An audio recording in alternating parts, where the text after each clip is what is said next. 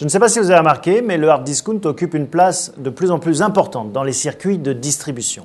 Depuis ses débuts en France à la fin des années 80, il n'a d'ailleurs cessé de croître. Il représentait en 2009 un peu plus de 14% des parts de marché, contre à peine 2% au début des années 90.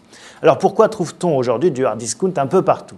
Première explication, le concept du hard discount plaît. Le taux de fréquentation record de ce type de magasin est sans aucun doute dû au prix. Gamme de produits très réduite, présentation dépouillée, personnel polyvalent ou encore communication réduite au minimum, tout est fait pour que les prix soient le plus bas possible. Mais au-delà des prix très bas et des promotions, c'est aussi la fonctionnalité du hard discount qui séduit les consommateurs. On estime en moyenne à 20 minutes le temps passé à y faire ses courses. Les clients évitent en plus d'y acheter du superflu. Le hard discount ne cesse donc de s'étendre et dispose encore d'un potentiel de développement important, notamment dans certaines régions comme l'ouest de la France ou la région parisienne. Ces magasins sont en plus faciles à implanter puisqu'il s'agit de surfaces de vente limitées qui réussissent à s'insérer facilement dans le paysage commercial.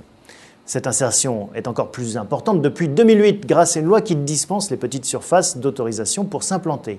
Ainsi, entre 2007 et 2009, les 7 premières enseignes de hard discount ont ouvert presque 700 points de vente supplémentaires. Mais Lidl, Aldi ou encore Leader Price ne sont plus les seuls dans le secteur du hard discount. Les grands distributeurs s'y mettent. Ils contre-attaquent en créant ou en rachetant des enseignes de hard discount. Ils ripostent en mettant en place des rayons de hard discount au sein même de leurs hypermarchés. Carrefour a par exemple lancé Carrefour Discount en 2009 et Auchan Prix Bas en 2010. Le marché du hard discount est donc comme un gâteau de plus en plus gros et tout le monde bien sûr réclame sa part. Dernière explication, le hard discount remonte dans l'estime des consommateurs et son image évolue.